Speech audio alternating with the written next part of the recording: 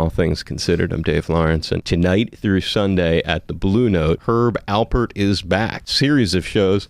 I'm actually joined by him now, holding one of his famous instruments, and he's touring behind this Grammy-nominated Human Nature album. Thank you so much for doing this. My pleasure, Dave. Nice to be with you. It's nice to be with you and welcoming us into his home, no less. Congrats. It's a huge thing. It caught me off guard, to tell you the truth. My nephew, Randy Badass Alpert, he manages our group. He's in Los Angeles. Obviously, we're here on the island. And he was so excited when he found the news that I was nominated for a Grammy. He had to call me 6:15 in the morning, woke me, and I was pleasantly surprised, of course. But I was shocked. I didn't think I had a chance. I was trying to think of things we had not talked about. And one of those was, where does the USC Trojan Marching Band fit into things? Well, the only way it fits in it, I realized I don't like to march and play the trumpet at the same time. So that was a short-lived career for me. But I do remember this one teacher I had. She was a little old, probably in her 70s. It's not old. Well, it's not old anymore for me, yeah. But her way of teaching was kind of ancient. And I remember one time it was raining. Drips were dropping on a windowsill, and she would close her eyes and say, "That's 82 to the quarter note." You know, she had the metric reading of these drips on the windowsill.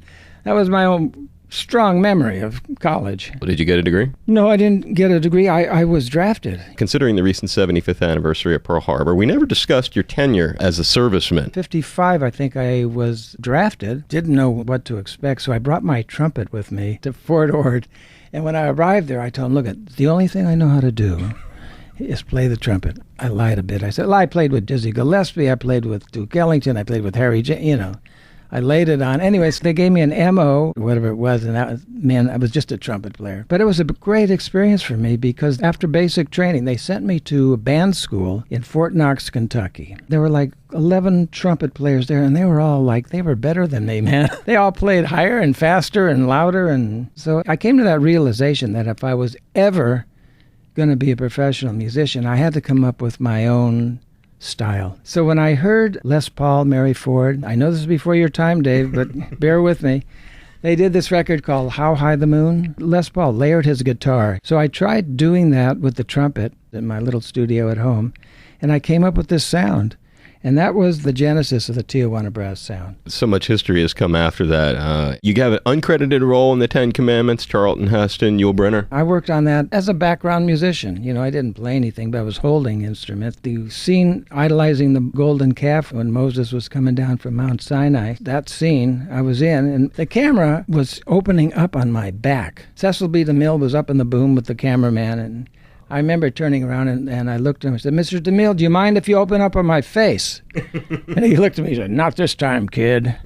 Yeah. One of the amazing things that you got to be part of prior to the incredible A&M years, co-writing some songs that were hits. One, Wonderful World, Sam Cooke, you co-wrote with Lou Adler and Sam. Yeah, that's right. We were going to all these publishing companies and record companies. One company was Specialty Records, and Sonny Bono was the A&R director. So we played all our stuff for him, and he looked at it, he says, "Guys, you know, I think you guys ought to get out of the business." Yeah, he was not real encouraging. But then we just got this job at Keene Records, and luckily for us, Sam Cooke was the main artist. And then we got together, collaborated with him, and wrote Wonderful World, which was done. This is an odd story, man. It was done as a demo. The company put this record on the shelf. They didn't release this record. And so when Sam left Keene Records and joined RCA, and became a big hit, the company decided to take that thing that was a demo recording and put it out. Became a huge success. The reason I'm telling this is because who knows what a hit record sounds like? Luck has to be in your corner, for one. Because he had been a huge success. They're like, all right, let's raid the vaults. We got anything with this guy's name on it, we'll get it out there. We'll see if it works. Yeah, exactly. What brought you and Jerry together to do A&M? Lou Adler and I were working for a company in New York called Madison Records, and after we left Keene Records, the guy who was running the promotion, Ted Fagan, was friends with Jerry, went to school with Jerry, and Ted and I became friends, and we still are friends to this day. But he told me Jerry was going to be out in Los Angeles. He thought it would be a nice coupling if I just met him, and we hooked up. We decided to put out a record in 1962 when we put out The Lonely Bull, which was the first record for A&M. It kind of took off like a rocket ship, and people were calling us from all over the world. It was all the major shows. We did the Ed Sullivan Show, and We were already selling lots and lots of records. After we were rehearsing in the afternoon, Ed called me over and he said, Herb, I discovered you. You know, I said, Mr. Sullivan, you're just a little bit late, you know. It's funny, man. You know, when that door opens, all sorts of things come through. They really come through. Is that how the dating game arrived? They liked that song, and so it just happened. I'll tell you, the biggie was when I did Rise in 1979. General Hospital. Put it on the map. I mean, that Luke and Laura sexy scene or whatever they were doing, it really catapulted that record. And it was a different time for radio, as you probably know, Dave. The world is so different compared to then. But getting into the A&M thing, the lovely and talented Lonnie Hall, who so graciously has been hosting us this evening here, came to you by way of Sergio Mendes. Jerry Moss and I auditioned Sergio and Brazil 66, and I remember walking in the room and I was just thunderstruck by not only the sound, had all sorts of elements, and then to top it off, this lovely voice, and that was Lonnie. She was the lead singer. I produced those records, actually. It's an amazing collaboration, both professionally and personally. Running through some of these other cats, Quincy Jones, Wes Montgomery, Joan Baez, Billy Preston. On your roster, it's stunning, really. No, it's amazing. I mean, I remember Wes didn't read a note of music, but he was extraordinary. I was doing this show called the Hollywood Palace, and I was the MC, and Wes was on the show, and I couldn't wait for him to show up for the rehearsal because I wanted to see how in the hell does he get this sound. Wes comes with this little Fender amplifier, man. It was a little small thing. I looked behind, the cobwebs behind the thing. Man, he plugged it in, and there was that sound. So, I mean, the point is, the sound is in the human. You know, it's inside. Oh, there's a lot to that. All the artists that we had, when we signed artists, it wasn't trying to find the beat of the week. We were trying to find artists that had something uniquely special to say in their own way. Guy that comes to mind is Cat Stevens. Just himself and a guitar sitting on a stool would just knock you right out. Sam Cooke taught me to close my eyes. Don't be intimidated by what the artist looks like. That's how I would audition people, do with my eyes closed. But, boy, in 1968, check this story. Masters float around and people play masters for you and they say, you want to release it? So I heard this record and I just didn't like this record at all, man. It was too long. It was out of tune. So I passed on it. Well, that turned out to be Louie Louie. And that record was #1, man, for I don't know how many. The Kingsmen. Yeah, the Kingsmen. Every time I heard that record on the radio, I didn't like it. I didn't like it then. I didn't like it when I heard it. And you don't like it now. I might like it a little better now that I'm older. There's a whole bag of British cats that get involved. Humble Pie. Of course, Peter Frampton came out of there, and he's an extraordinarily gifted artist. Frampton Comes Alive, one of the greatest selling live albums of all time, came out on your watch. Yeah, well, I remember seeing that concert. At that time, you know, Peter was an awfully good-looking kid. That helps. It didn't hurt, but the songs were there. Right.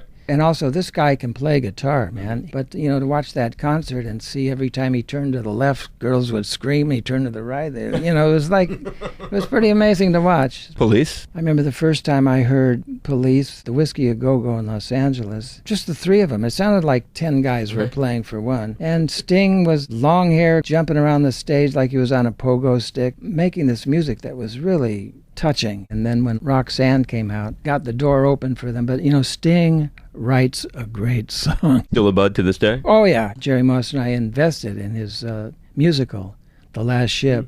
It was on Broadway, and it was very good. There's a new book by Shep Gordon, Supermensch, it's called. We had dinner with Alice one night with Shep, and yeah, he's a terrific guy. Came over from Maui to do a thing with us in the studio. Groucho Marx, one of the projects was an A&M record live at Carnegie Hall. Oh, yeah. Groucho used to come by the label, came by the studios many times, and he'd bring Milton Berle and all the guys with him. And we were at this event. Remember, I was coming out of the bathroom, and he was going into the bathroom. He says, "He's a kid. I don't care how much money you got. Every now and then, you got to go to the bathroom." You know what I mean? You say something off the wall like that, you know. Title track for Never Say Never Again, 1983 James Bond film. Lonnie did. You produced with Sergio. A nice experience. Supposedly Sean Connery's last movie. And when the movie came out, we flew to Monaco for the opening. Lonnie spent a little time with Sean. He was very gracious to Lonnie. It was beautiful to watch. He's a very thoughtful guy. That was fun. But I was thinking about, I got a call from Burt Bacharach, who wasn't happy with the title song of Casino Royale. He called me from London, and he said, "Man, I'm in trouble," or something to that degree. He says, would you do me a favor? Would you put your trumpet on Casino Royale.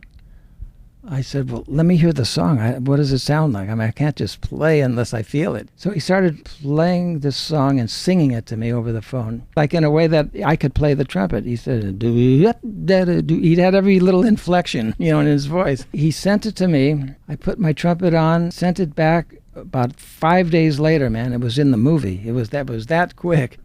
Final question. Did this record Grammy nominated? So what's next? About a month and a half ago, or 2 months ago, I recorded with symphony orchestra and choir. I did a Christmas album that's going to be released in 2017. Something I always wanted to do. There's an album I did with the Tijuana Brass Christmas album. It happens to be number 8 on iTunes at the moment as we speak. But I always wanted to do one with orchestra, full orchestra, and choir, and I did it. I had a great time, and I think people are going to love it. Well, from your success with the current Human Nature, I have absolutely no doubt, Herb. Wishing you a lot of luck on the Grammy going forward and going from a nomination to an actual Grammy award that you can add to the others. If I can play a song that's familiar and do it in a way that hasn't been done quite that way before, I think it's fun. I mean, I know it's fun for me to do, and it could be fun for others to listen. And that's what Human Nature is. Took this song that people are very familiar with because Michael Jackson recorded it. It's infectious. It has something, and I got a nice little note from John Bettis, who wrote the lyric to that, and he was all knocked out by it. And that's it's always satisfying when you can do something that the artist appreciates. Right.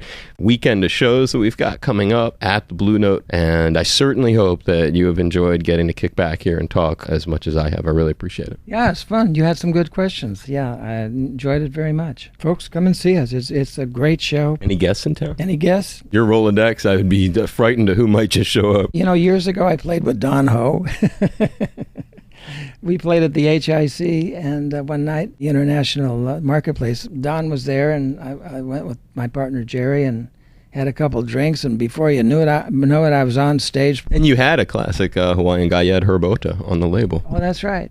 Yeah, I have a little. Of course, Lonnie's real. Leilani. Yeah, Leilani is my wife's given name. Looking forward to seeing her in concert this weekend. Thank you very much for your time, Herb. Really appreciate it. A pleasure. Thank you.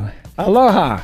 This is Herb Alpert. And Lonnie Hall. This is a fantastic way to spend an afternoon. You're tuned in to our good friend Dave Lawrence.